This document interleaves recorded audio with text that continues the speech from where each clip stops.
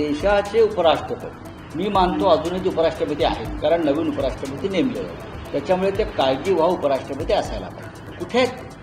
सायंकाळी 6 वाजता राजीनामा देतात आणि तेव्हापासून त्याचा थांगपत्ता लागत नाही, अतापत्ता लागत नाही, लापता होतात. तर आज या क्षण जगदीप धनखड यांच्याशी कोणाचाही संवाद होऊ शकत नाही.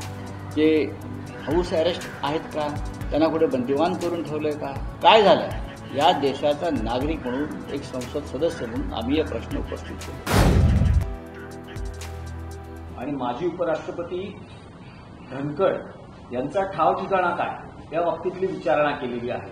समजा जर तो कळला नाही तर सर्वोच्च न्यायालयात याचिका करण्याचीही तुम्ही तयारी दर्शवलेली आहे. काय नेमकं तुमचं म्हणणं आहे? नाही, देशाचे उपराष्ट्रपती मी मानतो अजूनही उपराष्ट्रपती आहेत, कारण नवीन उपराष्ट्रपती नेमले आहेत. त्याच्यामुळे ते काळजीवाहू उपराष्ट्रपती असायला पाहिजे. कुठे आहेत? गेल्या साधारण 20-25 दिवसापासून त्यांचा ठाव ठिकाणा नाही, त्यांच्या अस्तित्वाचा पत्ता नाही.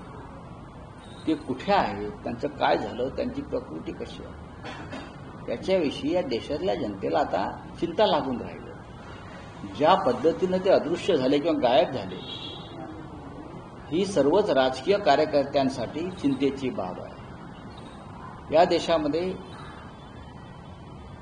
चीन आणि रशियाचा पॅटर्न लागू झालाय का, की आपल्याला नको असलेल्या माणसांना गायब करायचं? हा पॅटर्न लागू झाला असेल तर आम्हाला त्याबाबत सरकारनं माहिती द्यावी. जे आमच्या विचाराच्या विरोधात बोलतील, वागतील, कृती करतील, त्यांना आम्ही गायब करू, जसं चीनमध्ये होतं, रशियामध्ये होतं. कुठे आहेत? 21 जुलैला मी पत्रात लिहिलं, 21 जुलैला ते सभागृहात आले धनखड. त्यांनी कामकाज सुरू केलं. मल्लिकार्जुन खरगे विरोधी पक्षनेत्यांनी त्यांच्यामध्ये शाब्दिक झटापट झाली ऑपरेशन सिंधूच्या चर्चेवर. त्यानंतर हाऊस दिवसभरासाठी तहकूब झालं साधारण. म्हणजे त्यांची प्रकृती उत्तम होती, आम्ही ओळखतो धनखडांना. सायंकाळी 6 वाजता राजीनामा देतात आणि तेव्हापासून त्याचा थांगपत्ता लागत नाही, अतापत्ता लागत नाही, लापता होतात, बेपत्ता होतात. देशाचा इतका मोठा महत्त्वाचा संविधानिक पदावर बसलेली व्यक्ती. त्याच्यामुळे आम्हाला असं वाटतंय की देशाच्या गृहमंत्र्यांची जबाबदारी आहे की त्यांनी समोरून माहिती द्यावी की आमचे उपराष्ट्रपती सुखरूप आहेत, ते ह्या ठिकाणी आहेत, तुम्ही त्यांना जाऊन भेटू शकता, त्यांच्याशी संवाद साधू शकता. आज या क्षण जगदीप धनखड यांच्याशी कोणाचाही संवाद होऊ शकत नाही. ते हाऊस अरेस्ट आहेत का? त्यांना कुठे बंदिवान करून ठेवलंय का? काय झालंय? या देशाचा नागरिक म्हणून, एक संसद सदस्य म्हणून आम्ही हे प्रश्न उपस्थित केले. राज्यसभेच्या अनेक सदस्यांनी त्यांना कॉन्टॅक्ट करण्याचा प्रयत्न केला. आम्ही त्यांच्या घरापर्यंत जाऊन आलो उपराष्ट्रपतीचं, पण आम्हाला आतमध्ये जाऊ दिलं नाही.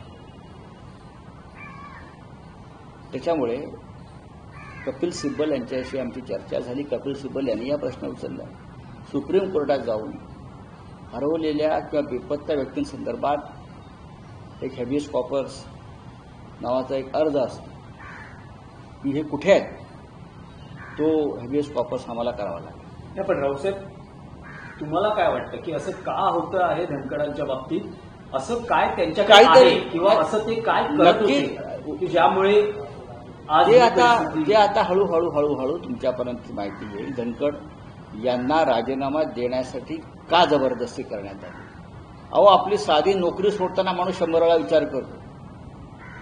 साधी नोकरी सोडताना ते तर देशात उपराष्ट्रपती पद आहे. कोणी प्रकृतीच्या कारणास्तव सोडतं का उपराष्ट्रपती पद? पण रावसाहेब, तुमच्याकडे काय माहिती आहे का? माझ्याकडे भरपूर माहिती आहे आणि मी योग्य वेळी देईनच. तुम्हाला माहिती आहे, मी माझी माहिती कधी दाबून ठेवत नाही.